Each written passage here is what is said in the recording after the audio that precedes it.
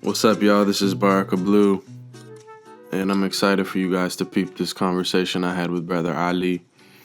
Brother Ali, as most people know, is an amazing artist, one of the foremost hip-hop artists, carrying that golden era flavor forward into the new millennium, but he's also an activist and really lives through his music what he believes and his own experiences. And a lot of his music is very profoundly autobiographical. He really talks about his journey a lot and what's important to him. He's one of those people whose music and whose life is interwoven. You're not getting a different version when you hear the music. You're getting Brother Ali as he is.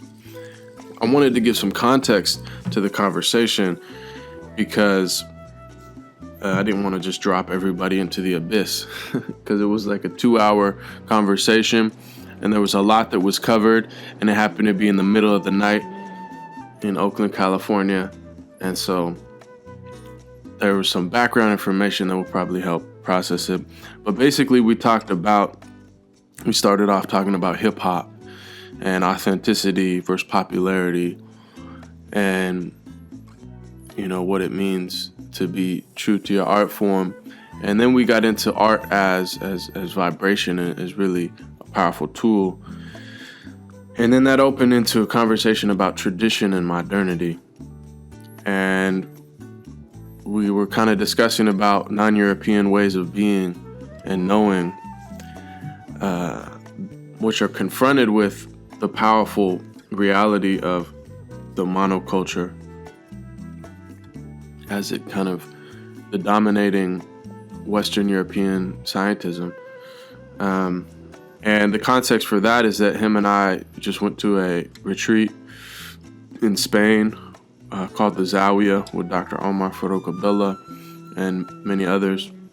The retreat really focused on the idea of art and beauty and spirituality. So art as the splendor of truth. Truth meaning the deeper spiritual truth, al-haq, the ultimate reality, and really dealt with the conceptions of what does beauty mean in kind of traditional, mystical, philosophical, spiritual doctrines. Probably my favorite part of the podcast was when we started talking about the history of Islam in America. And for those who know Brother Ali, they know that he comes out of the community of Imam W.D. Muhammad, who was the son of Elijah Muhammad, and who the trajectory is just amazing. It's one of the most fascinating things in the world in the 20th century. It's the largest mass conversion to kind of traditional Orthodox Sunni Islam, as he takes over the nation of Islam and brings the community of millions of African Americans into al-Islam, traditional Islam. And then he talks about, we talk about Farrakhan and Elijah Muhammad and W.D. Muhammad and Malcolm and the martyrdom, the assassination of Malcolm, and Farrakhan, the things he said about that early on and how to situate that. And Ali, really breaks down the history well and has some really deep perspectives, and is someone who's clearly thought a lot about it. So I benefited greatly from hearing that. All in all, it was really a dope conversation that happened in the middle of the night. So excuse if we were sounding like we were a little bit half asleep. But I think the beauty of this podcast is that it was raw. Like, there was no filter.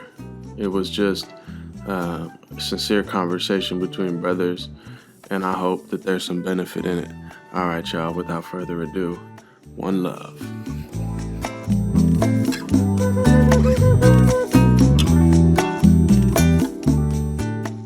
Bismillah. Bismillahirrahmanirrahim. Yeah, man. It's interesting that so much of hip hop that is successful,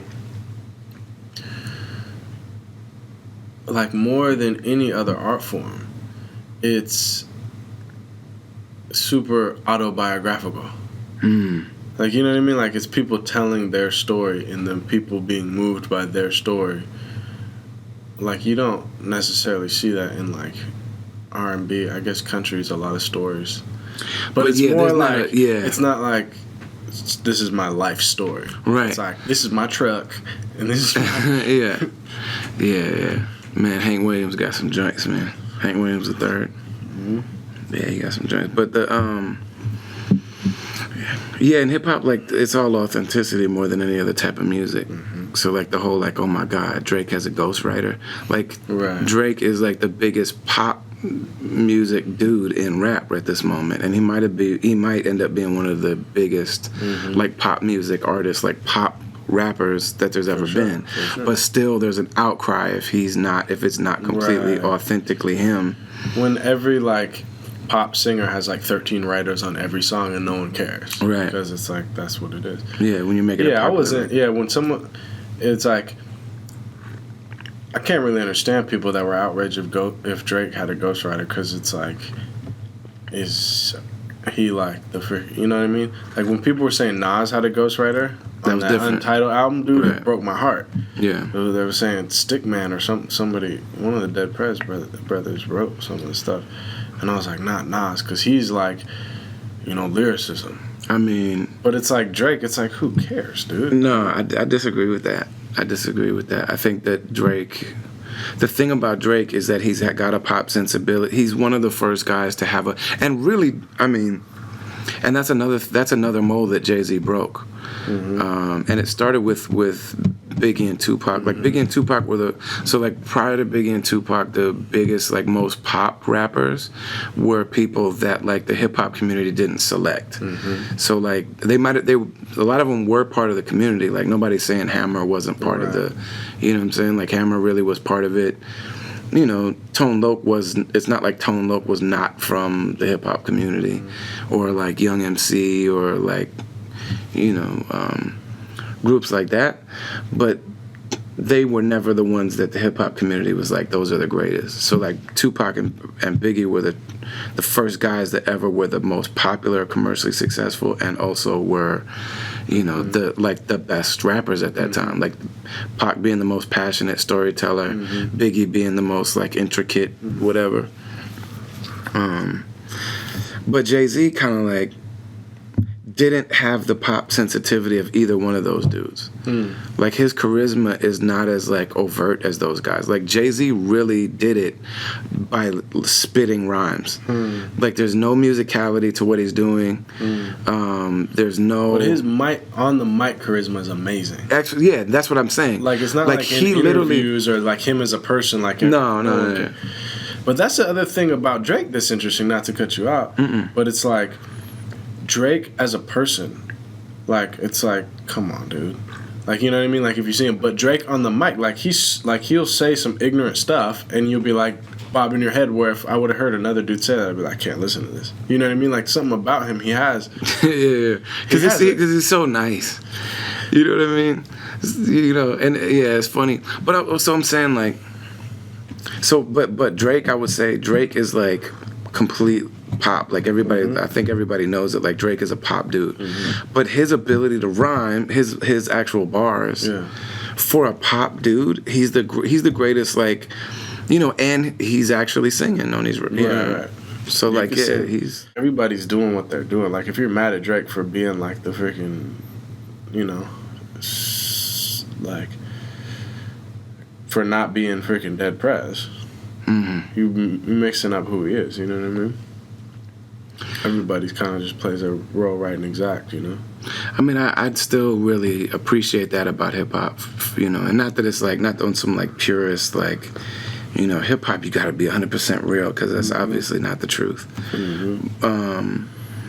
But, you know, that is still the expectation. And if you don't do that, then you've got some explaining to do. You know what I mean? Or that's the if your life story that you've been telling us isn't real, For sure. like when Rick Ross got busted. Yeah, I'm with you. You know what I mean? And then similarly with like if you're not actually with the pen and the pad writing these bars, then that's still a scandal, because there will be a time when that's not the case. There will be, just like every other scandal, you know what I'm saying, where like, for Nixon, when Nixon they found out that like maybe all this money in the political campaigns of a president isn't clean. You know what I'm saying? That was like a big deal. And now like the Supreme Court made it like, yeah, well, let's just stop asking where the money's coming from. Corporations give as much as you want. You know what I'm saying? There will be a time in hip-hop when nobody will be asking that question. So I appreciate the fact that you still have to answer for that. Both Ross and Drake, the ultimate lesson is the product is good.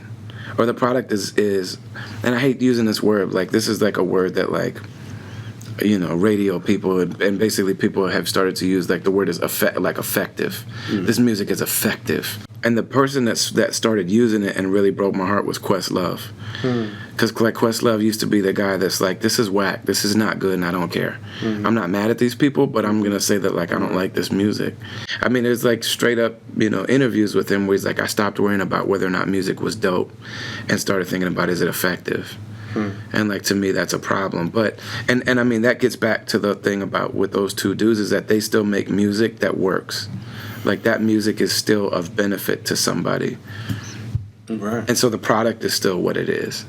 You know what I mean? So even after people find out that it's not authentic, right, people are like, okay, but it still works. Right. There's disconnect. Right. There's more disconnect people can have. And that disconnect is becoming the thing that defines our society, and like we're at a point now where in this culture and in this society, we think that that's what the essential essence of a human being is.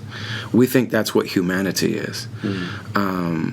We think the contradictions are the humanity. Like that's how we define humanity now, to the point where like if all of the drama, all of the like really big, if you look at the Sopranos, if you look at like Breaking Bad, you know what I mean, like all of these like dramas that are like ongoing. I mean, there's people that literally like live their lives with Breaking Bad. You know what I mean? And it's part of their life, like for years of their life, that this show is determining how they relate to life. This is like the main drama that's, completely consuming them.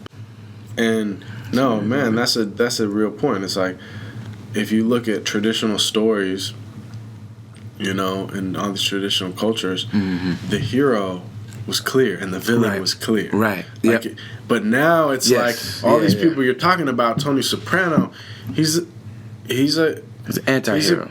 Exactly, anti. He's a criminal. He's whacking people. He's offing people, but he's also, you see his humanity. He's you funny, love him, and he's a family man, and his relationship with his therapist or whatever, and so it like muddies the waters, in the sense of that. Yeah, no, that's true. And I mean, this whole thing, like, us just being in Spain together for the, and studying the anti-traditional world, what some people call the modern world. And, this idea of like the tension between heaven and earth, like the tension between man and God being a necessary thing, that like that's what drives the universe, is the human beings being at war with God, or the creator, and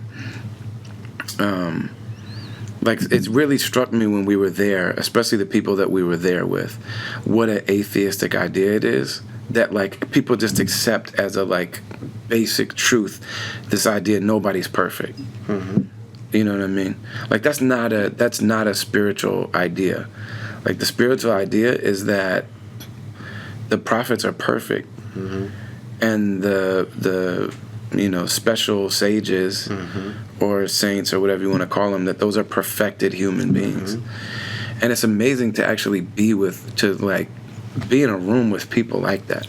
That like this is a person who doesn't have negative thoughts that come through their brain first, and then they fight them and do the right thing, or sometimes don't do the right thing, and that's what's endearing about them. Like the love that you can experience for a real, and this is something that I didn't know about until like a year or two ago. You know what I mean? And didn't really believe in until just recently.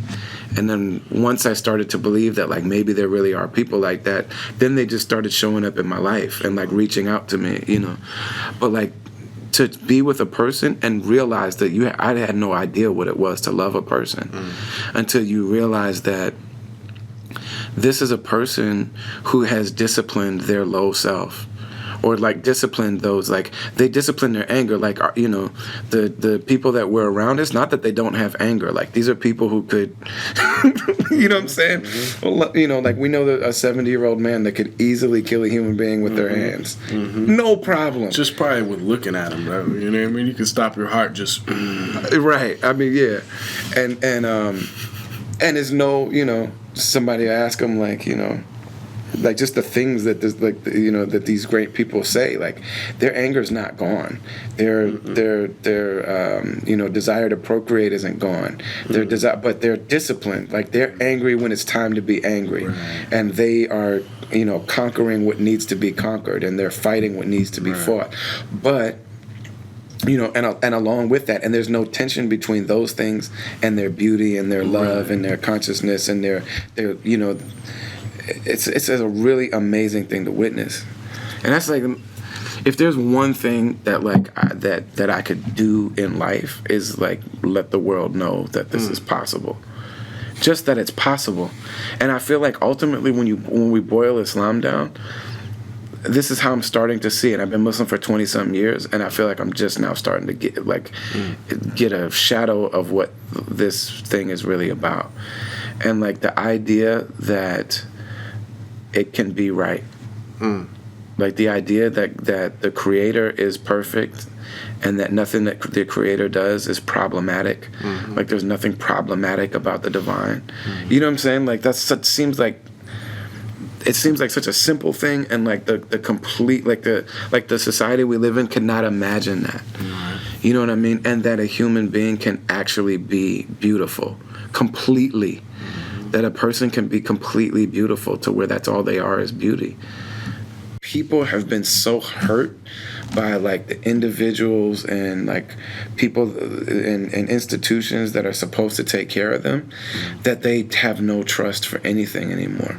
And when you talk about the idea that like that God is real and God is completely good, you know what I'm saying? And that there are good people on earth.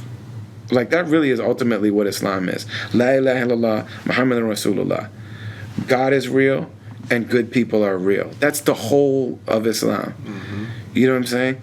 Like, man, people are just so broken that like that's what we need more than anything else in life, and that's also the one thing that we're just not able to bring ourselves to where if you just even acknowledge that God is real and good people are real, that's enough.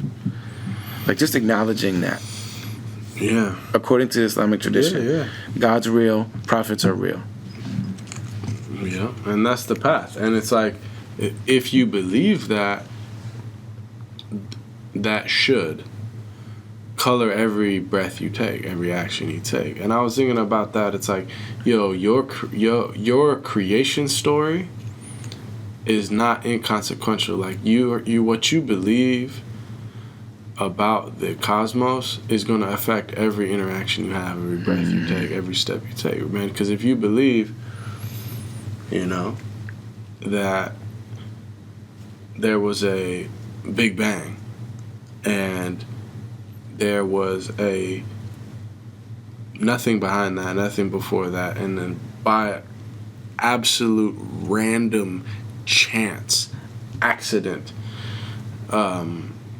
you know, life formed on a planet, and that planet developed over in deep time where there's really just total random mutations, genetic material, and then eventually creates these beings, these monkeys with big brains that are able, by some fluke and by some almost like sick joke are able to have a type of self-awareness where they're able to reflect on themselves and the cosmos itself, and they're able to come to some certain understanding about themselves in relation to time and space and this whole vast, infinite universe, and they're able to come to an understanding of that Big Bang, and here we are. And what is it? It doesn't mean anything. There's no, like, that's going to inform your society. And what is it going to say? Well, I'm not sure, but it seems to me it would be deeply alienating. Like, yo, this is a freaking sick joke, dude. Right. Like, why am I here? It doesn't matter. There's no reason anyone's here. There's no reason any of this is here. It's all accidental. Whereas, if you believe in, the existence of an all-loving supreme power, that's going to inform everything. And even if you think about the fact that, subtleties in your creation story are going to affect things. So, the fact that Eve was to blame for tricking Adam in the biblical story, this informs the entire 2,000-year history of Christianity and certain positions about, when women are in childbirth, don't ease their pain because this is her suffering for Eve. You see what I'm saying? Like, right. And all this, unfortunate, terrible stuff that happened over 2,000 years, whereas that small detail in the same general story in the Quran, which is that, no, they ate the fruit together. Yeah.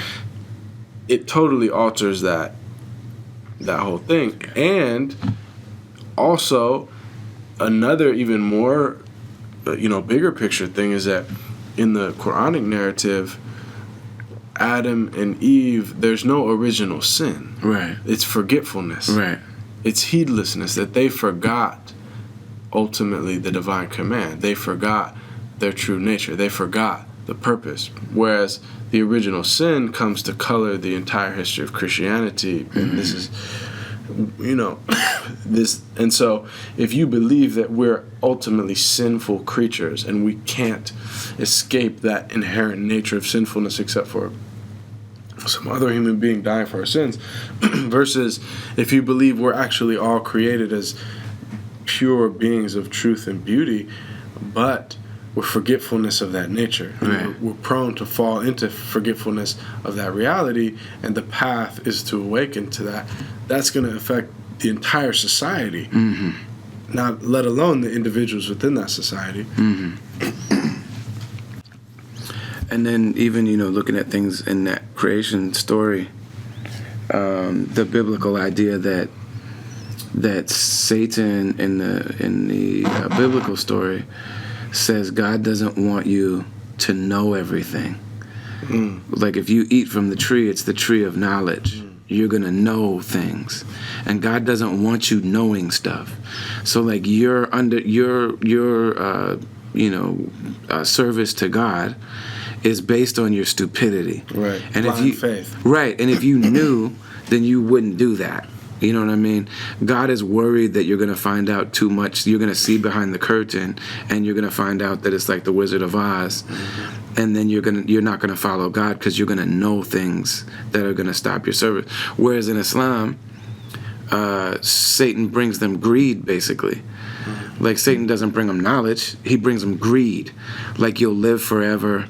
You know what I mean? You'll never be accountable to God. Basically, if you live forever, then there's no day of judgment for you. You know what I mean? You won't be accountable to God. You're just going to live forever. And so, it creates like a vastly different approach to who is God, what does God want, what are the things that bring people away from God, that whole idea of blind faith, and then also that somehow learning about the world and like growing your intellectual capacity and your understanding of life and your understanding of the physical world is somehow at odds with your service to God. You know what I mean? This whole like war between science and and virtue, basically. Like the war between science and religion is how they got to the point where this man creates an atom bomb that almost they thought may destroy the universe, and even if it didn't destroy the universe, they still melted human beings like ice on a warm day. You know what I'm saying?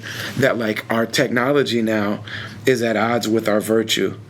You know what I'm saying? Right. And that somehow virtue is getting in the way of our technology. Right. Like all of that comes from what is it that that God is here to tell us.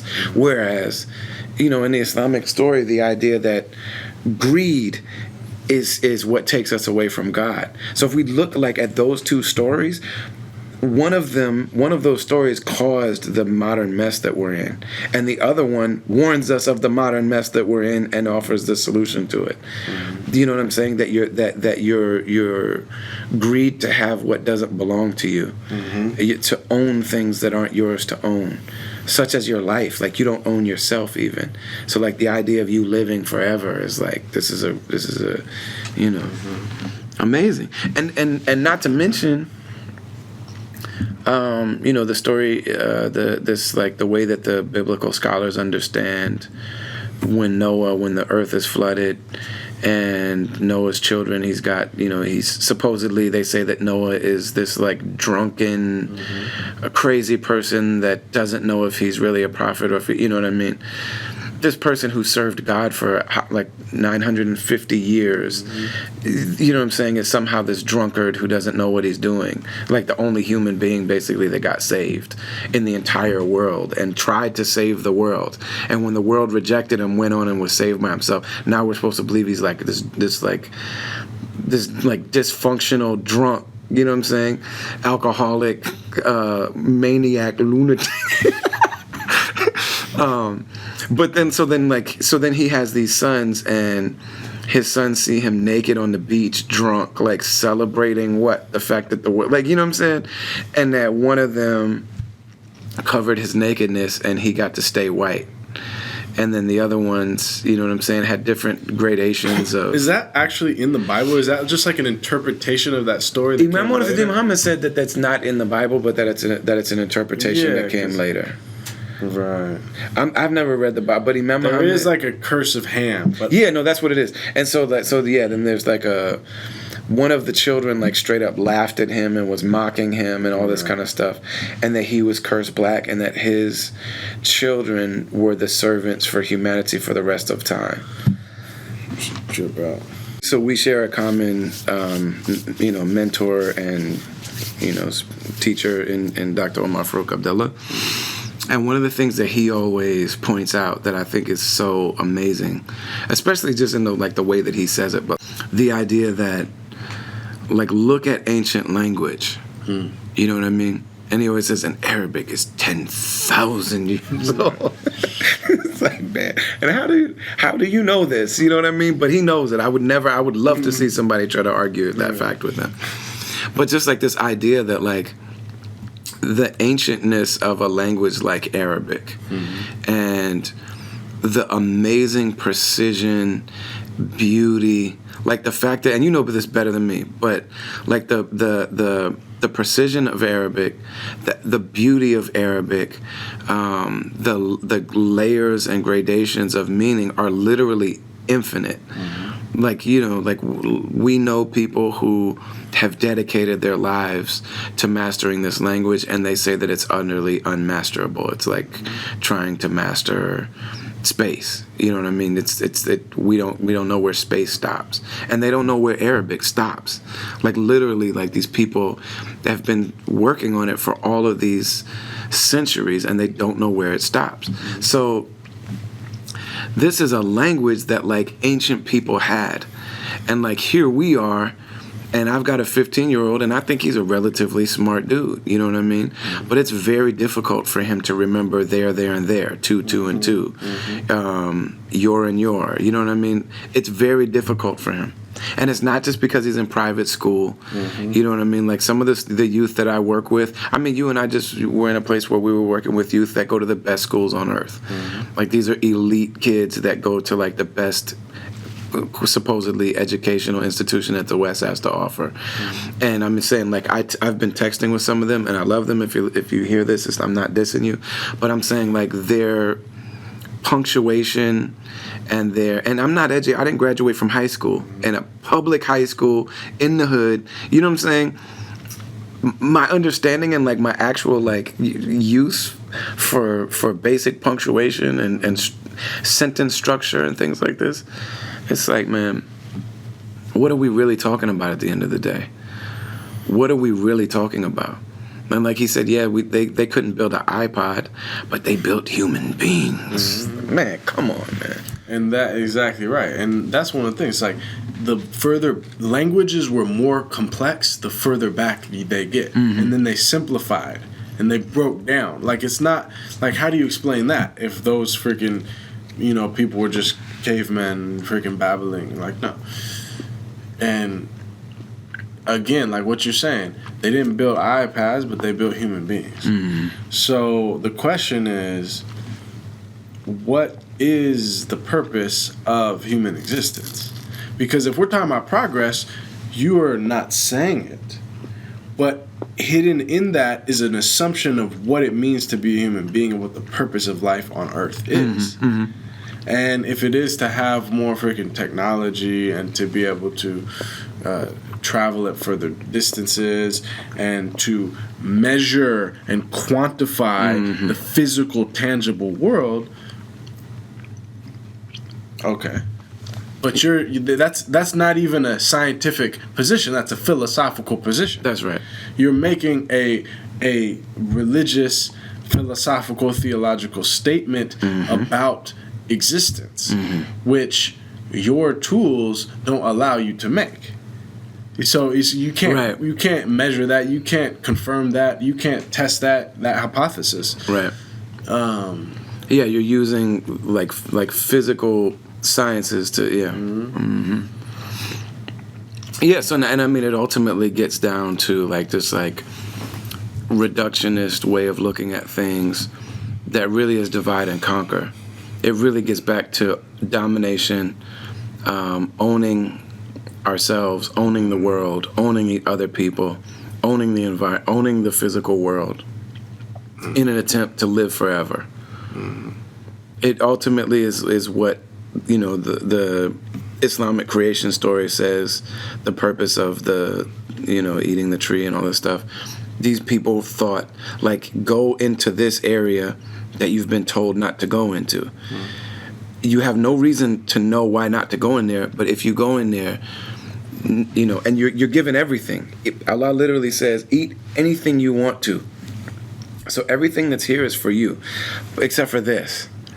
And then the enemy comes and says, but that's the one thing that will give you everything. But you have everything except that. It's just that you want everything and you want that. You know what I mean? And so, like, literally, that's what these people, that's like what this whole philosophy is, that like you reduce everything, you reduce everything down to the most minuscule level that we can find of it, and then you just master that one thing. And then you divide and you conquer the knowledge, even the way that they divide and conquer people.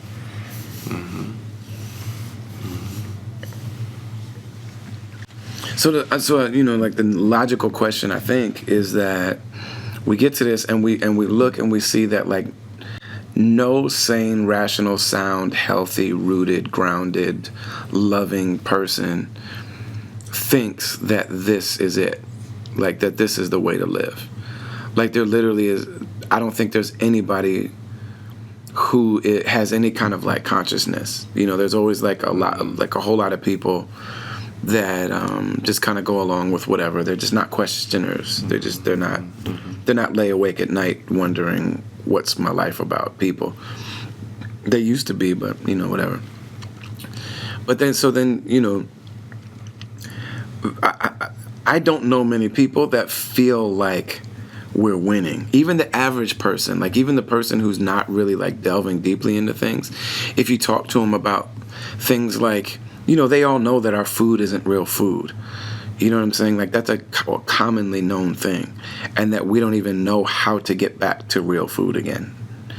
or like, you know, they know that that the way we're governing each other isn't an original way of doing that, and the way that we're interacting with each other, and the way that wealth and resources are distributed isn't fair. It's, right. You know what I mean? There's a lot of people, you know, starving, and there's a lot of people dying of obesity and food-related things. You know what I mean? It's like, where are we at? Yeah, I'm saying, like, the majority of, like, the conscious world understands this to be the case. Mm-hmm. So like, the next logical thing is, like, at what point is there, like,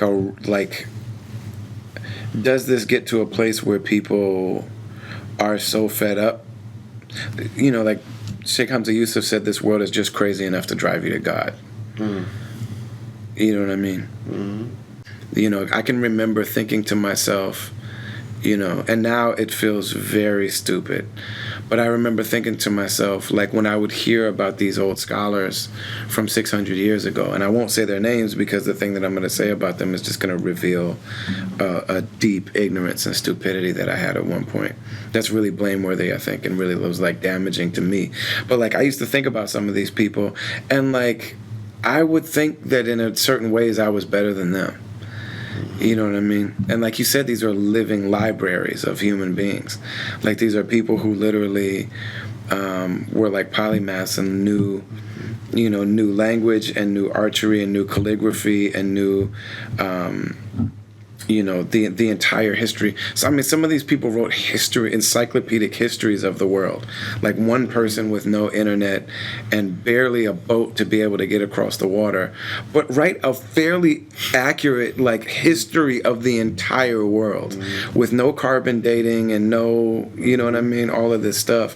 And right on, like, 37 topics, including, like, how to remove cataracts and logic and philosophy and mysticism and poetry and astronomy. Yeah, you know what I mean? At very high levels. Mm-hmm. You know what I mean? And here I am, you know, on Wikipedia reading about this person and being like, you know, and not even really realizing all those things, but just somebody telling me or just, like, reminding me, like, let's not forget the greatness of some of these individuals and, like, what they really have contributed in the way of wisdom of how we should be looking at our lives, and what are their echoing messages, how are those messages challenging me, you know, sitting in front of my laptop, you know what I mean? Mm-hmm. And I literally, there were times where I would think to myself, yeah, but this person lived during whatever, you know what I mean? Like, you know, but yeah, this is an ancient person who is, you know, primitive. These people are primitive, you know what I mean? And, like, that is such a real thing, like, that has really, you know, taken all of the meaning and the beauty out of our tradition and just completely made it an identity, just a badge of identity. You know what I mean? What people call political Islam, it's really identity Islam. It's really like, my me-ness is better than your you-ness. Yeah, I think people have, I mean, a lot of the Muslim world is suffering from a really deep inferiority complex because of colonization and because of other reasons. And so, I mean, it's really sad to see in the Muslim world so many young people that they really genuinely associate, like, the way of their people, the way of their ancestors, as backwardness. Like, really, they really believe that in their heart, that this is backwards. This is, like, how our grandparents did it, but, like, how the French dress, right? Like skinny jeans, like, yo, no, like, you know what I mean? Like, the way they see the world, the way they do things. America, like, American art, American music, like, that's progress. Like, they really bought in, and you're done then at that point. Like, until you get, like, you drank the Kool-Aid, man. And so here's something that we've talked about before, and, like, after we just had this, you know, this, like, really great, like, time together in Spain, like, researching these things and, like, learning from our teachers. So there's this kind of like feeling among our generation. I guess I'm not sure, and that's my question for you. Like, among our peers, though, among like the people that we see as like our spiritual, intellectual, artistic, like our peers, like the people who are like, we're doing this Muslim thing as 30-something-year-old American, whatever. Like we seem to kind of have a consensus that white supremacy, Eurocentrism is at the very center of this problem. A lot of our teachers don't describe it that way, and I guess I'm coloring the question with my answer, but I think that there's a generational thing about it almost. You know what I mean? Where a lot of them don't see it that way, or they don't present it that way. Like they present this stuff as a problem, like with modernity, or like a problem with, you know what I mean? But they don't really address the race question head on. Right. Like that all of this stuff is part and parcel to, basically Europeans deciding to stop being like, all right, yeah, I know I'm Irish and you're English and he's Polish and he's German, but if we decide to be white, then we can go conquer the rest of the world and make them all be us, basically. And then anything we fight over after that is who gets what in the rest of the non-white world. Like, you know what I'm saying? Like World War II is so much of that is about like, well, I want this part of Africa. You know what I'm saying? No, we want this part of Africa or whatever, So I'm saying like, what is it in the like prominent Islamic leadership that's not? I'm saying they're very like specific and like they have a lot of precision in talking about things like, we just heard a whole bunch of stuff about the way that architecture is like, and we've heard all kind of stuff about the environment stuff and the technology stuff and the academy and the reductionists, etc. But we don't hear them really talking about the race thing. I'm saying, like, can you give me some type of, you as being somebody closer to this class of people than I am and having followed them for longer and clearly, thinking similar to what, where's the disconnect? Yeah, man. I mean, that's a good question. I think some of them do deal with that, and I think it's a huge issue. One thing that Dr. Sherman Jackson said that was really interesting, he was talking about the fact that when you think about the prophetic message and the Prophet Muhammad, peace be upon him, living in his time period, when he said La ilaha illallah, when he said there is no God but God, there is no divinity but the divinity, he said that was the most radical thing you could say. Like, you were telling these people water isn't wet. You see, like, their assumption and their understanding of the world, you were radically challenging it in the most fundamental way, because these were polytheistic people that believed in the power of all these, lesser deities. And their religion was their lives. Like, their religion was and that everything. was just their culture, that was their life, that was their economic sustainability because of the pilgrimage around it and all that thing. So you're telling them that none of that is real. And that's the most revolutionary thing you could say.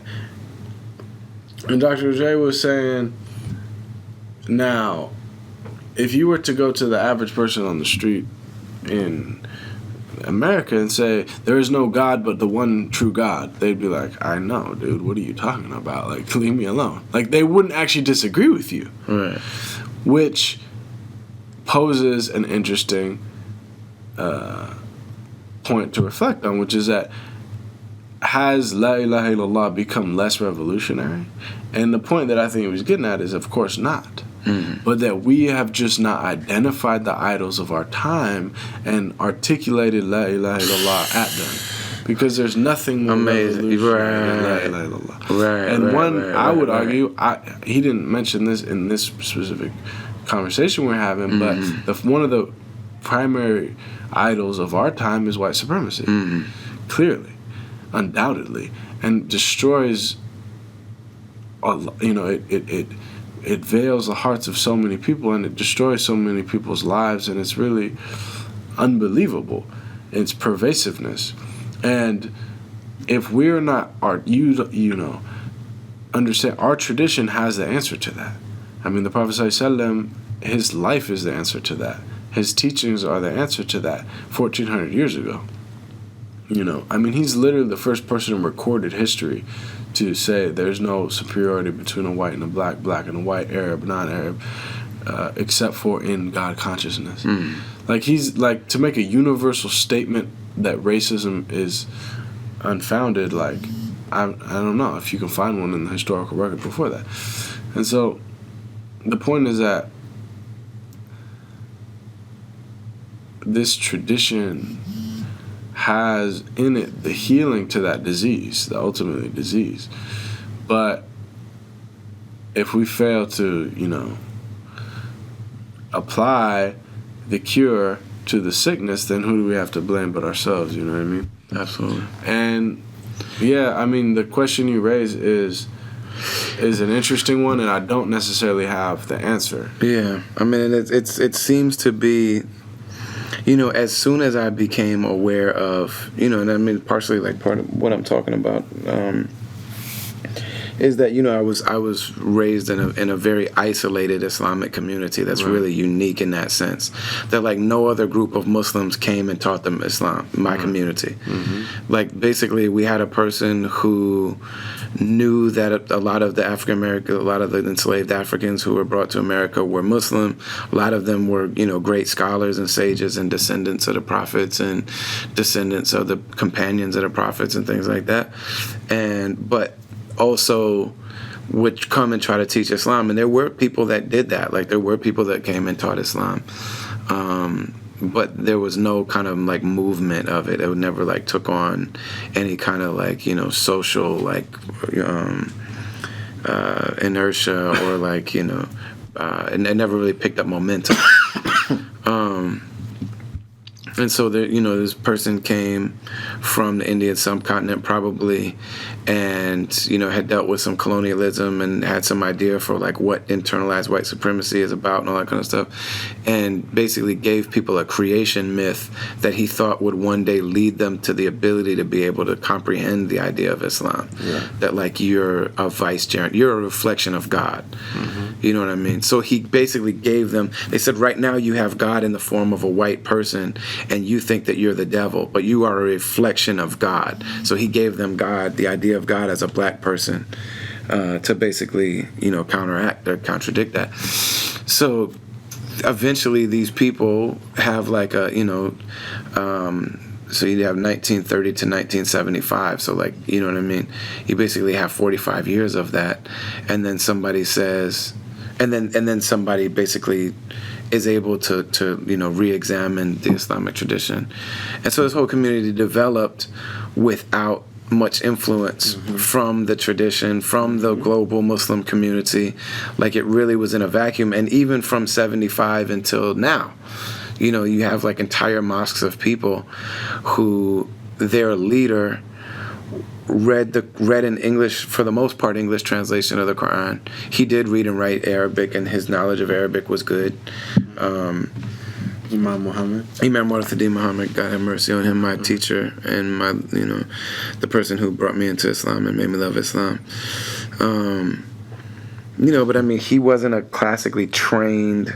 He didn't like go to Al-Azhar in Cairo and study Islam from anybody.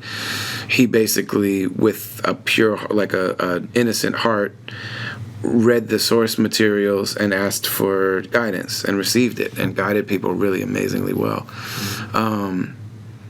So all that to say that, like, I didn't have access or didn't really understand that this tradition even existed. And my understanding of Islam was that, this is the religion that's here to save us from what's being done. Save that community from what's being done to it.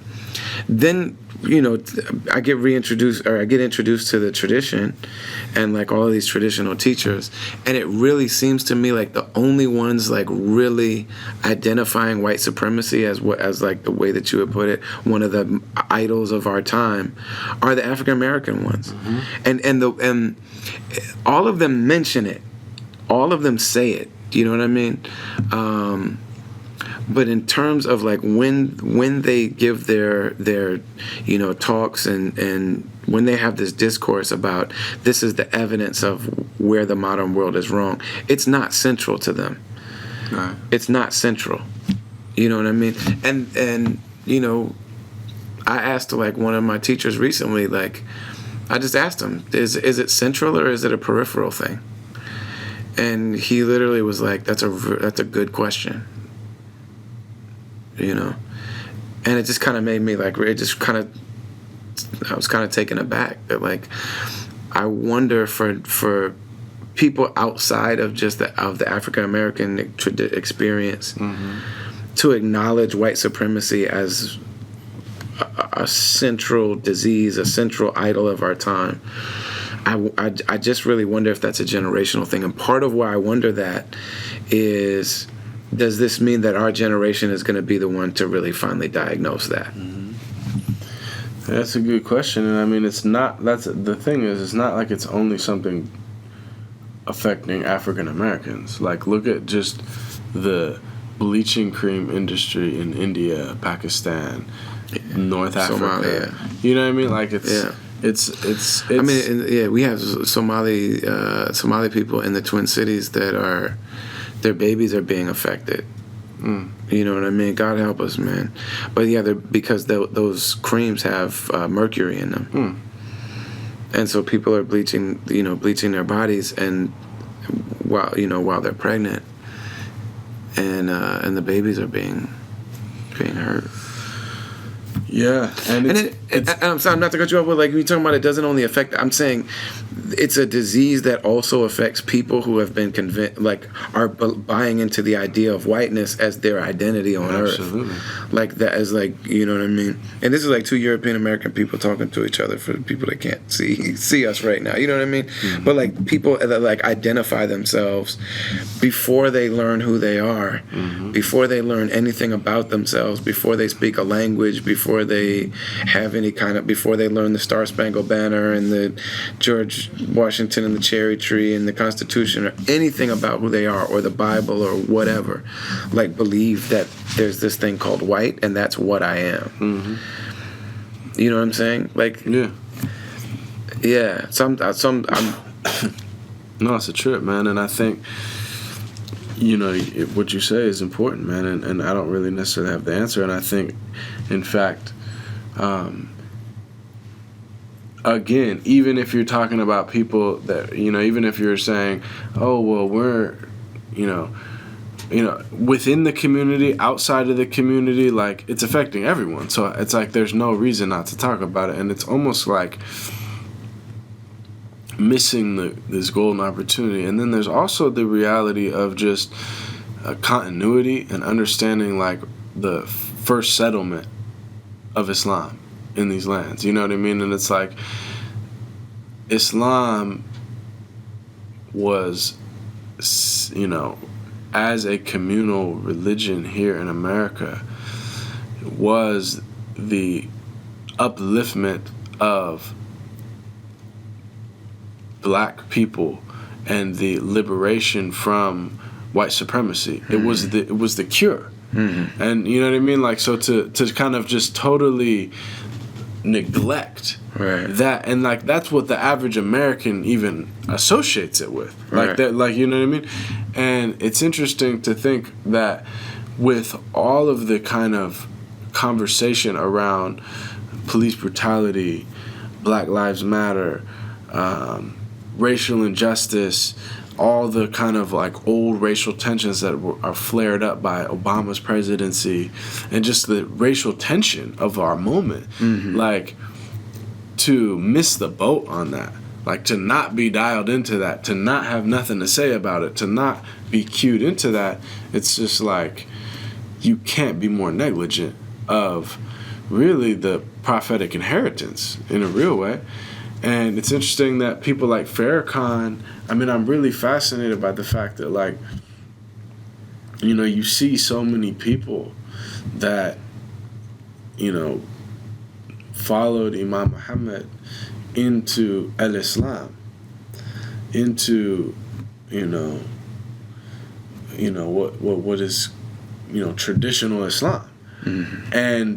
But after his passing, you're seeing, it feels to me like a lot of people, though having theological differences with Farrakhan, seeing, people, it feels like there's a gravitation towards him again as this figure who's speaking to certain realities and who's talking about things and who has the ability to galvanize people around certain causes. And I'm just fascinated by that, and I wonder what you think about that. And I also wonder, because there's this real tension I feel like for a lot of people around Farrakhan, because, some people love him and reconcile with him, but there's still a lot of people that hold on to Malcolm and can't, won't let go of the fact that, like, he had something to do with that, and it's like admitted that he had something to do with Malcolm's martyrdom. And I'm not sure personally about all the details of that, but like, what do you do with that? Right. I mean, there's a lot there. So the idea, so several things. One, the idea of Farrakhan's interaction with Malcolm and how people are so hung up on that, I think really speaks to the idea that people do not fully comprehend the reality that Malcolm exists because of the Honorable Elijah Muhammad. Like, there literally is not a Malcolm X without the Honorable Elijah Muhammad. Right. And the way that Manny Marable wrote the book about him, and the way that, like, history has kind of written it, it kind of seems like, the Honorable Elijah Muhammad is this just kind of this anchor around Malcolm's neck, and then once he finally throws that off, now he's free. You know what I mean? And that could not be further from the truth. And nobody that really knows and understands Malcolm would really present it that way. And to me, that's one of the that's the most problematic thing in my mind about the Manny Marable book. You know what I mean? Is that he really downplays the Nation of Islam, makes it seem like, Marable has his own. Everybody wants to own Malcolm because everybody sees the best of themselves in Malcolm. The same way they do with the Prophet Muhammad sallallahu alaihi wasallam. So, like, people, Manny Marable wants to see Malcolm as being this, like, politically in the same space as him. You know what I mean? So he talks about the Nation of Islam and constantly calls them a sect, and constantly talks about, Elijah Muhammad's failure to recognize the political reality. Like, literally, he's saying Elijah Muhammad doesn't recognize the political reality, and Malcolm is this political mastermind. And so the way that relates to Farrakhan is that everybody within the Nation of Islam knew that organization existed because of the Honorable Elijah Muhammad's leadership of it, and growth of it, and stewardship of it. And so no one person is bigger than the movement. That's the way they saw it, and that movement, and Malcolm's part of who taught them that, and Malcolm was one of the greatest examples of that, and that movement is what made Malcolm who he was.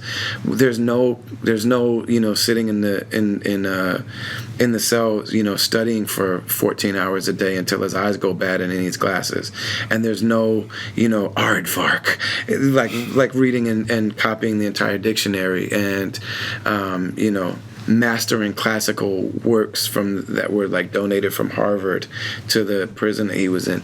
There's none of that. There's no courage to stand there and debate with anybody in the world. There's none of that. Nobody gives him the permission to do that except for the Honorable Elijah Muhammad and the community around him.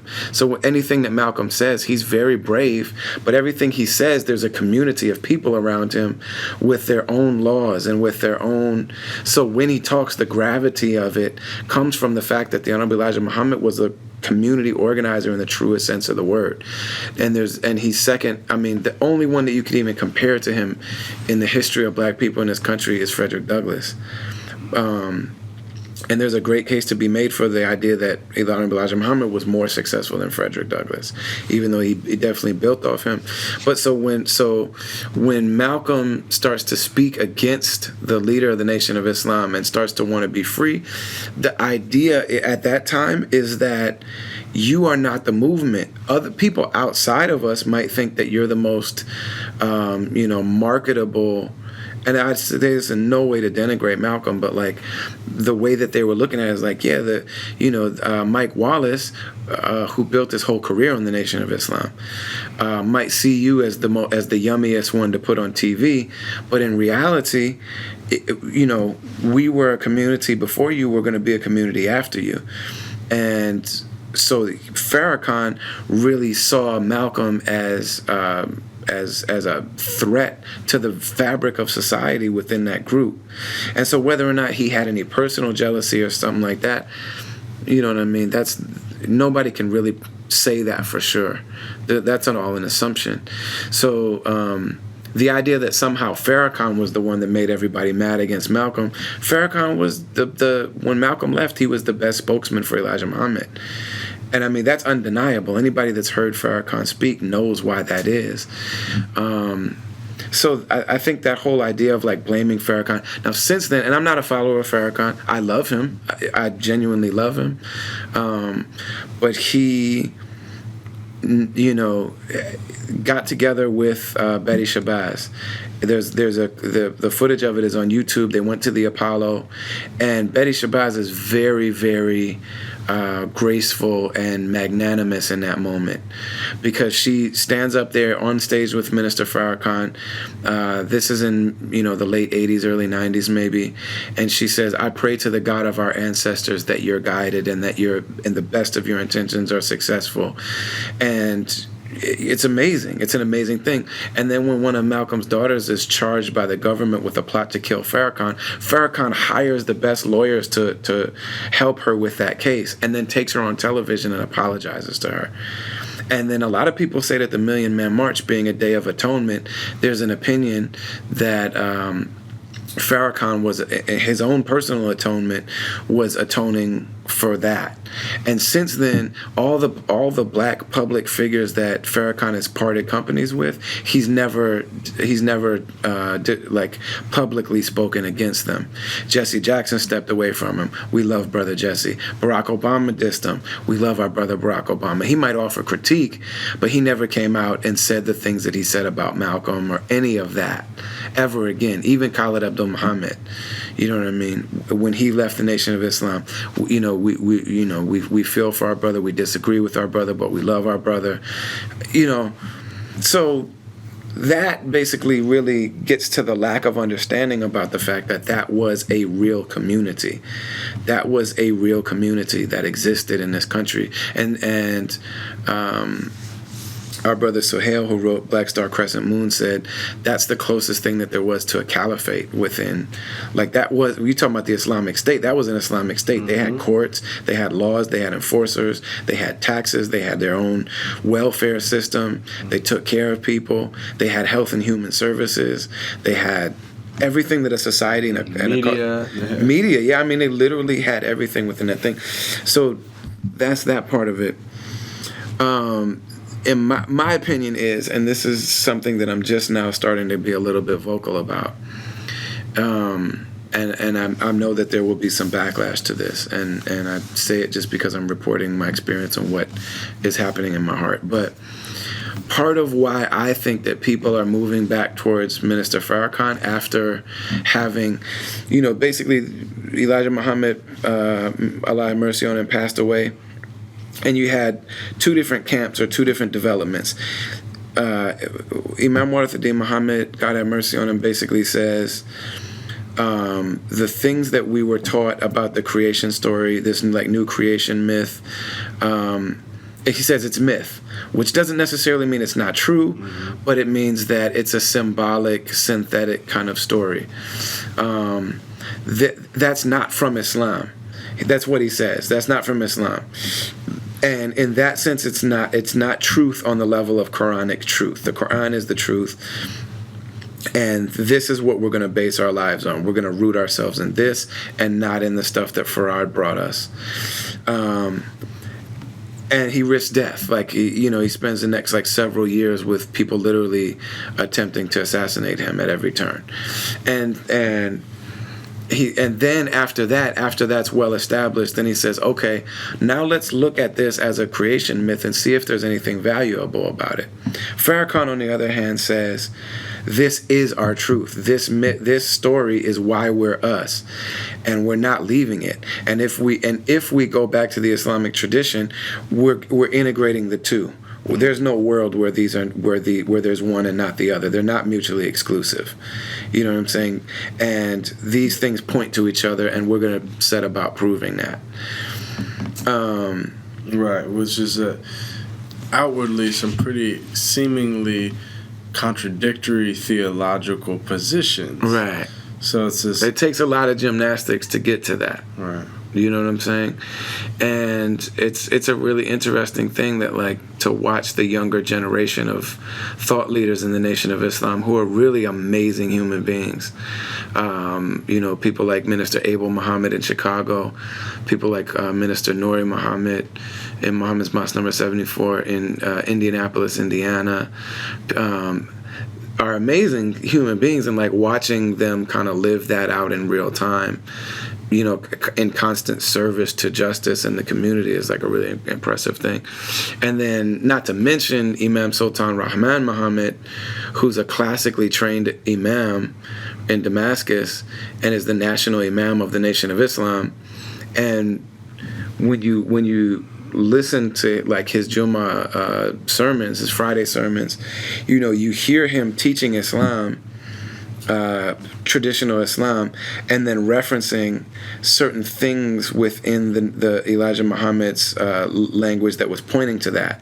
So he'll teach an Islamic principle, and then he'll say, in Message to the Black Man, page 131, the Honorable Elijah Muhammad said so-and-so, and he was pointing towards this.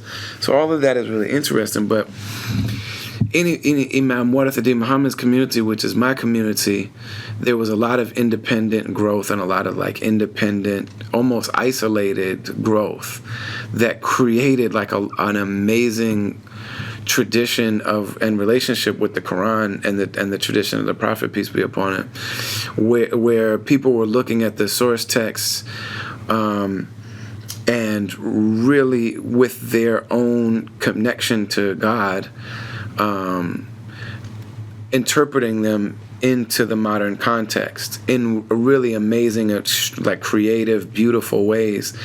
And a lot of the conclusions that Imam Muhammad came to and the people around him came to, you see a great scholar like Sheikh Abdullah bin Baya, may God preserve him, as one of the most renowned Islamic scholars, coming to a lot of the same conclusions that Imam Muhammad came to. When people were kind of writing him off as he has no chain of narration that goes back to the Prophet, so peace be upon him, so why do we have to listen to this person? He's no legitimacy. Arriving at the same conclusions. And you see somebody like Dr. Jackson, who does have that, both Western academic framework and also traditional Islamic academic framework, being asked, what's up with the fact that you're basically arriving at the same conclusions of Imam Muhammad? And him saying, you're right. You're 100% right. After all of this, I'm coming to a lot of the same conclusions as Imam Muhammad came to. But in Imam Muhammad's community, he got to a point where, he was visiting Syria, he was talking to Sufi sheikhs, he was engaging with the tradition, he was changing some of his opinions on things. At one point he said that he thought Muslim women should be able to marry non-Muslim men if they were living good lives and would be good fathers to their children and stuff. He came back and changed that and said, I realized that that's an extremely minority opinion, and I don't want to be in an extremely minority situation in the Muslim tradition. Mm-hmm. I want to be with the majority. The hand of God's on the majority. So you start to see him, and he sends his brightest students to go study in Damascus under a Sufi sheikh who's a traditionalist. You know what I mean? So you start to see these things happen, but what effectively hasn't happened in the intelligentsia of that community is that they haven't really gone and engaged the tradition in really, really profound ways. They haven't gone and done that kind of like study. And so now people in our community, we don't have an influx of new principles and concepts. Our teacher isn't here to translate current events for us. Our teacher isn't here to give us new insights that he's received. And so basically we're intellectually stagnant and almost spiritually stagnant, where we made a lot of progress, but what's next? Because there's not another Imam Muhammad. Imam Muhammad is a person who was chosen by God to do the work that he did, and he did it masterfully. But there's not another, everybody agrees on that, there's not another Imam Muhammad. So like, where's the growth come from? Do we just know everything that we're going to know? So without that stuff, and we've also kind of like developed, this kind of like subconscious idea that like the traditionalist Muslims are out to get us. They don't respect us. They don't love us. Mm-hmm. And so why should we go study with, some sheikh? Like, I hear imams in the, in Jummah saying, some sheikh can't bring you the water, brother. Mm-hmm. You know what I'm saying? He can't bring you the meaning for, you know what I'm saying? Mm-hmm. You gotta so-and-so. And so without any like new energy in the community, and without any like new stuff, Farrakhan's very attractive, because Farrakhan is bringing us something current, and Farrakhan like gives people somewhere to keep, a way to keep going on the path. You know what I mean? Because he's back to that idea. Like when the Nation of Islam was introduced, there was a sign that was on every wall. And on the four corners, it would say freedom, justice, equality. Oh, no, the flag, sorry. Freedom, justice, equality, Islam. And like, this is what Islam was to the people. This is what gets you freedom, justice, and equality. And so I think that it's like, there's a lot of, it's very stimulating to people to have somebody to still go to and like further their study in a way. And to me, it's very clear that Imam Muhammad thought that we were ready. I personally think that he was really reluctant to just throw us into the ocean of Islamic tradition before were really grounded in why did God choose to give us Islam when nobody brought it to us. Nobody brought Islam to that community but God. And it's very unique in that way. I don't know of other societies that had happened like that. All the other societies that I know of, some Muslims went there and started teaching, and then over time, or some of them were conquered, and then people lived under Islam and they liked it, and somebody would decide that paying zakat is better than paying the jizya or whatever. Yeah, no, it's really fascinating, and on some level it's like, I hear everything you're saying, and like just almost like one of my thoughts, because like the first weekend we really connected was we did that show with Iman in Chicago, and you were like the special guest. You know what's funny about that show? I was like the headliner, and Yuna opened for me. And now it's just she's Yuna, and I'm... Yeah. It was like... It's hilarious. And I remember her showing up and being like, okay, who's this, who's this like really amazing singer? You know what I mean? Yeah. And I remember that like when she got on stage, like three sisters were like, woo! Like they were really excited, and I was like, "Oh, there's a few people that know who she is. That's tight. Like, go ahead, sis." Oh, she's killing it. Yeah. But anyway, the next day was Savior's Day, right? And that was a beautiful experience, man, with Big Samir.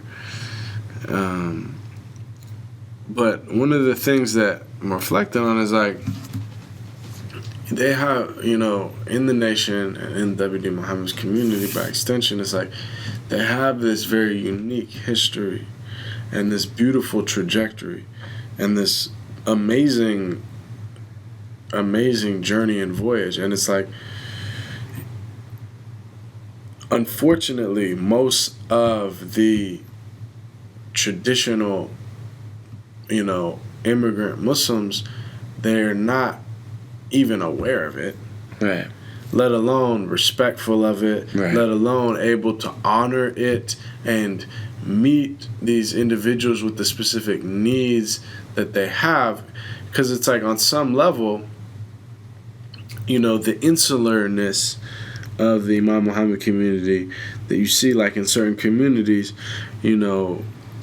where it's like, no, we don't want to interact with, like, the broader Muslim community. Like, right. we're not going to come to your events, you're not going to come to ours. Like, you can keep inviting us, but no. And, like, to break down that wall, and a lot of it is just, I feel like, is reactionary when people came and you had something that was beautiful and that you were negotiating your realities and learning, and then people came and were like, yo, that's not real. Right. Like, what are you guys talking about? Well, not even that's not real. That doesn't exist. Right. Like, it just straight up didn't exist. Like, they didn't come and debate. They didn't come and talk. They didn't come, period. Mm-hmm. Like, these people literally acted like there were no Muslims where they went. And they definitely didn't come and be like, yo, tell us your story. Right. And how can we learn and how can we understand? And how do we be Muslim here? How do we be not white here? Mm-hmm. How do we be an other in this place? Mm-hmm. How are you still alive? How are you still alive after all of this? And like, not only still alive, but like still seeking God. Yeah. And so it's like, it's almost like the broader community isn't necessarily ready. It's almost like there's a certain level of, it's not like, internally, it may be internally not ready to expand to the broader community, but it's like the broader community isn't ready to absorb them in a way that will not totally, like, dislocate right. and, like, shatter everything that's been built. Right. And yeah, I don't know what to make. I mean, we have examples of, like, individuals. You know what I mean? Mm-hmm. Like there. I think it's happening. I think it's changing. I think right. You're seeing in the Bay Area. I mean, you're seeing people that came out of that community who are. I mean, in our circles, man, like in the Bay, like, Imam Muhammad is honored as, like, one of the pioneers, like, by everyone. It's as far as I'm concerned, like, maybe not, it might not be the central, but people honor that. Like, if you go to Leaf, you'll hear him mentioned. You go to Zaytuna, you'll hear him mentioned. I didn't. I didn't study at Zaytuna. I went to their summer Arabic. That's not going to Zaytuna. Mm-hmm. But when I got there and was talking to the star students at Zaytuna and became good friends with them, they asked me to give a talk, because I'm a rapper, and they're like, you know what I mean? It was that kind of like their way of being like, let's show our students how that we're cool. You know what I'm saying? Like, so I'm talking about Imam Wahiduddin Muhammad, and the top students did not know him. They knew Malcolm. They did not know about him. I mean, they may have heard his name, but he's not taught there. He's not taught there. And I remember saying to them that, like, one of the greatest keepers of that tradition is Imam Fahim Shuaib, who's right here in the Bay Area, who's, like, right here. You know what I mean? He's right here in Oakland. And, I mean, literally, in terms of people, Imam Muhammad had a few imams around him who really were his, like, intellectual squad. Like, they really were the people that got what he was saying and were helping the people get it. Fahim Shuaib was right at the front of that. You know what I mean? And he was a person that had some academic capability and aptitude, and not that the others didn't, but he did particularly, where Imam Muhammad would just kind of make a statement about something, and then Fahim Shuaib in independent study and research, just being he's an amazingly well-read man, would present all of this like surrounding supporting information from history and geology and psychology and physics and anthropology and stuff that would support, that would kind of like give the context for like, look at what the Imam is saying here, and like they had no idea who that was. They had no idea who he was. Nobody had ever, like the idea of like, we're going to go to the Black Mosque. Like they would go to the Lighthouse Mosque, which is great. And that's the masjid that, founded by Imam Zayd and Ta'lif. Ta'lif helped to, found that mosque. So, you hear it at Ta'lif because Usama Cannon, God preserve him, not that he's old or anything, but I just need him around here. You know what I'm saying? He came through that tradition. Him and he and his friends came through that tradition. But I don't hear, and that's kind of part of what I'm asking you as somebody who knows this. I don't hear it. I don't hear it talked about in the circles of learning. Some of these people mentioned Imam Muhammad after he died. But a lot of them, a lot of these individuals, especially all the African American ones, came through something related to Imam Muhammad.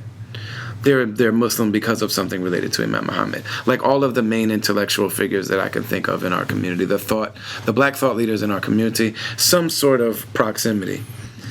Dr. Jackson mentioned him while he was alive, and mention what he did, acknowledge what he did, partially posed a challenge to him as well. You know what I mean? Like the idea that like there was his first resurrection that his father had, his is a second resurrection. The third resurrection is now engaging the tradition, which is not completely separate from what started to happen and from what I'm hoping to see be continued. But even in this tradition, I don't. Even in the Bay, I don't see it happening the way that it seems so obvious for it to happen. The folks that are sitting with shiuch and the folks that are. I don't see them interacting with the community. I don't see them interacting with another one who's here, who's less known, is Imam Enrique Rashid.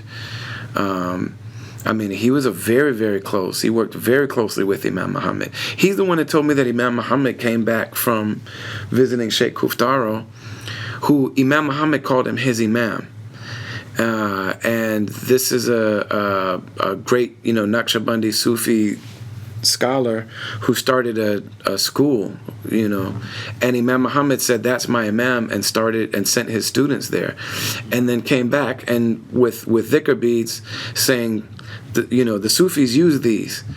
And you know what I'm saying, like telling his imams in a closed imams meeting, elite imams meeting, saying, the Sufis, they get these beads and they get the names of Allah, and they, look, they say Allah, Allah, Allah, Allah, Allah, clicking the beads. Mm-hmm. He's like, it might look silly to you, but then when you stop, your heart is still saying Allah, Allah, Allah. Mm-hmm. And like, we need to study this and we need to implement this. You know what I mean? So you have these people who know this, right? And then you have these great, like, people of spirituality all in the same city. And it's not happening.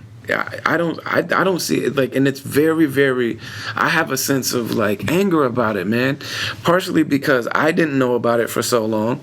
I had to spend a lot of money and time to come out here and insert myself into this community, mm-hmm. which are luxuries afforded to me by the fact that I'm an entertainer. You know what I mean? So I'm like, man, why didn't I know about this? The circles that I'm in, it is acknowledged, I guess. But I guess, yeah, that's. But look at. I'm saying, and I'm holding back some things because no one person or group deserves to be called out as like they're the problem. Mm-hmm. So without saying their names, of the institutions. We said Zaytuna, and I love Zaytuna, and this is not a diss or critique of Zaytuna at all. I'm just saying, since you said that one, that's something I have some experience with, and they literally are 10 minutes from Masjid Warathin, where Farad Muhammad taught in that mosque. And Imam Muhammad bought that mosque with his own money and founded that mosque himself. Imam Muhammad taught in that mosque and named it after him. It's named after him. It's basically named after his community. And Imam Fahim Shuaib was one of the closest people to him. And he's not an old man and he's not a young man. You know what I mean? And he's not being and he just recently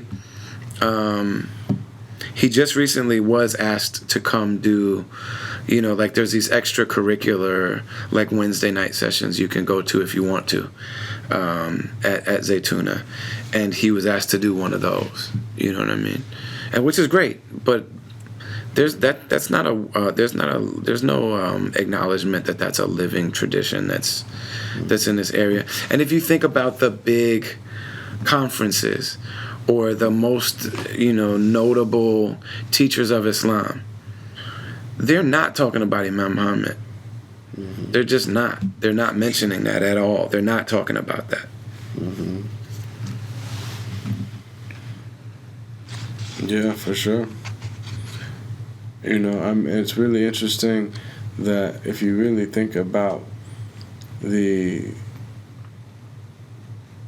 two means that people come through to Islam, there's like people coming through the nation and then W.D. Muhammad's community on one end, and then for white people, they're coming through interest in Sufism, Rumi, spiritual poetry. A lot of in the Bay Area, there's a lot of heterodox movements. There's we're Sufi but not Muslim. There's a lot of interesting kind of universal Sufism, and again that trajectory also is not at all integrated. It's parallel community.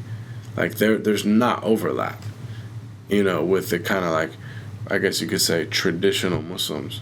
And it's interesting that there really isn't acknowledgement or any type of love even for these are the two streams through which the vast majority of people that enter Islam come through, you know what I mean? And yeah, it's interesting. You got people you got gatherings that are I went up in Napa Valley, you got 400 white middle class rural white people all just la ilaha illallah, la ilaha illallah all night long, you know what I mean? Because the way it's being presented to them is a way that's palpable to their reality.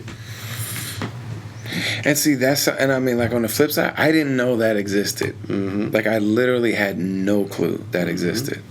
When I got out here and I was I'm oh man, mashallah, white Muslim dude. You know what I mean? That's just not something that was part of my experience at all. You know what I mean? And then I talked to him and the idea of the white Sufis who may or may not be practicing the outward expression of submission, was just a brand new thing to me that I didn't even know existed.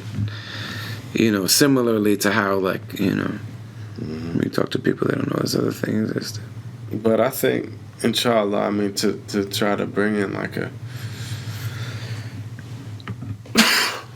optimistic note is that I think ultimately this some of this it falls on us in our generation, right? People that have connection to all this to fit these pieces together, man. Absolutely. Because it's there's all these various interesting trajectories into Islam, and some of them are so different that they were living at the same time doing amazing work. Right. Didn't even know about each other. Right. Didn't even have.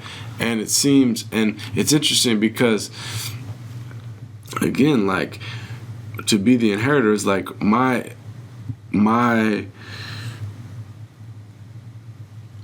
opening to Islam, like my exposure to Islam was like Amir's thing, Rakim and Rumi. Like it was hip hop, you know, and it was Sufi poetry. Like those are the two trajectories, and like, so I can vibe to a certain extent with the people that are like super Sufi poetry, and I can vibe with the people that came through that experience, the Black Islam experience as well.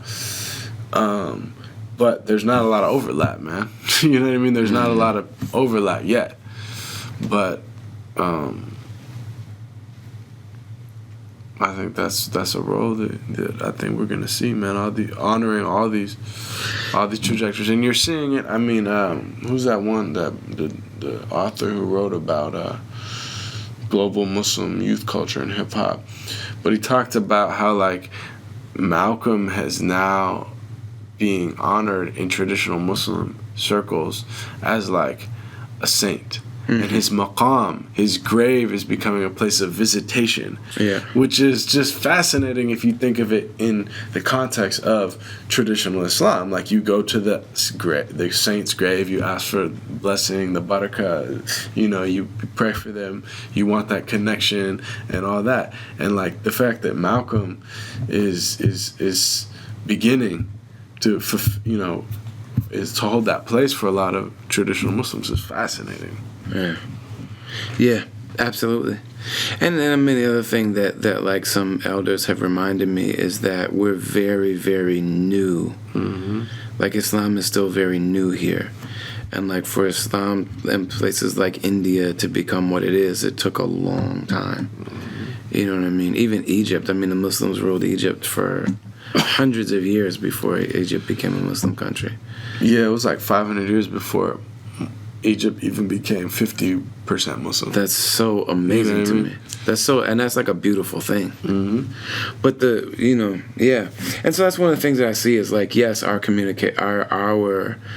generation is bringing these things together and like infusing them and synthesizing them in like in really cool ways to a degree. But I will say that there's been some failures, some detriment, some extremely, you know, some really pivotal opportunities that have been missed. Absolutely. And you know, and it's interesting. I got to hear Imam Zaid Shakir sit with Sheikh Muhammad Yaqubi, and you know, they were talking about how what's America's openness to Islam. And Imam Zaid basically said to him the truth that there was a time, as you know, as few as 20 years ago, where African American people were wide open to Islam, and they were yearning for Islam, and they were like really coming around and like really, you know, desiring Islam, and that this was the culmination of, I mean, 70 years of work, you know what I'm saying? And the Muslim world gave them little to no support. You know, I mean, you know, and you don't want to play the like what if game, but I'm just saying as a way to gauge like what could happen now and what we should be thinking about now. What would have happened if during that time, you know, large numbers of people were being taught, like, and given resources. You know what I mean? What would have happened if when people came, if these like doctors and engineers and you know, people with a lot of resources and aptitude and stuff came from other places, and instead of building their own place, just went to Masjid Wardain and just brought their whole Muslim self with them? Like, what would have happened if you know what I'm saying? Or like Atlanta Masjid of Al-Islam. Like, what would have happened if people just showed up there and were like, hey, we're the Muslims. Where do we make wudu? How do we, you know what I mean? Where do we make salat? When's the Quran class? You know what I mean?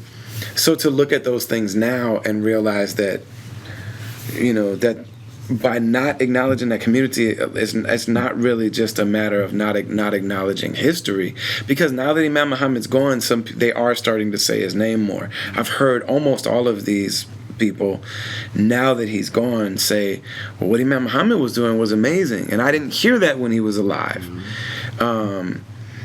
And I like, with a lot of these people, I've grown to really love them, but it took a minute for me to kind of get over that within myself. Mm-hmm. That like they just acted like my leader didn't exist, you know.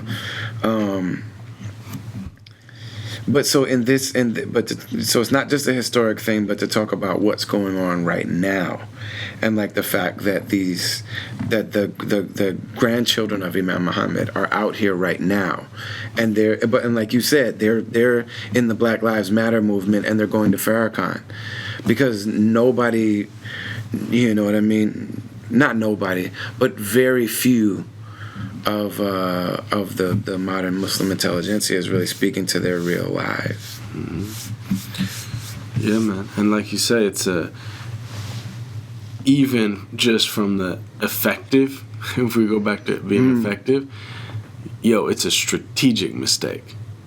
You see what I'm saying? Like, it's a strategic mistake. And it's been the great strategic mistake of, and it's white supremacy.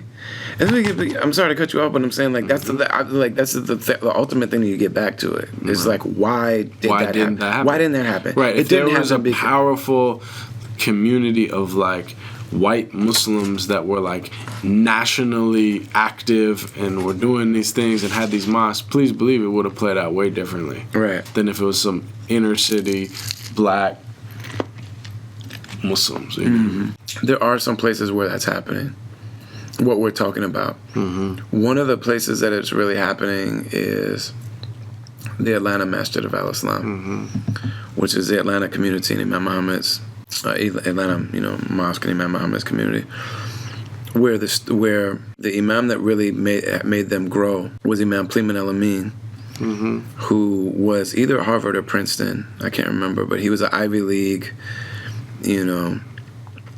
man who was also a really great community organizer, and so was his wife, and she ran the school and he ran the community, and the young people in that community were the ones that went and studied in Damascus, and so they were really well versed in Imam Muhammad's language and their community's legacy, and then they also got the tradition and tapped into that and understand it in really amazing ways, and like, can lead groups on Hajj and things like that. And so when that class of people came back, Imam Pliman El-Amin, who had done such an amazing job, did a really unprecedented thing and said, okay, now you lead, and I'm going to be an elder statesman, and I'm just your advisor. But you've got the training. Let's see you lead now. And so you had Imam Mansour Sabri, who was the imam for several years, and now he's actually going to work in Senegal to develop. They're actually doing business between Senegal, so like to really take it back to where this story starts, you know what I mean? To start building educational opportunities between the two communities, business opportunities between the two. So he had to resign his post as imam to go work on that. And then Suleiman Hamid, who leads the Hajj groups and also studied in Syria, like steps in and take that. And then you see people like Sheikh Abdullah Ali, who's an African-American fiqh teacher at Zaytuna, professor, you know what I mean, let go and teach classes there. And like people like Sheikh Mohammed Mendez, you know what I mean, like teaching classes there. And so there are examples, man, there are examples of like these things coming together in really meaningful ways. Yeah, it's gonna take some real reevaluation of tradition and some real reevaluation of our context and real mastery of both, man. And inshallah khair, man, we should let you get some sleep. Alhamdulillah, may Allah bless you. Bring you back to the Bay many, many times. Amen. Many, we need like a quarterly visit, man. Subhanallah. Alhamdulillah. Shukrillah. Assalamu alaikum.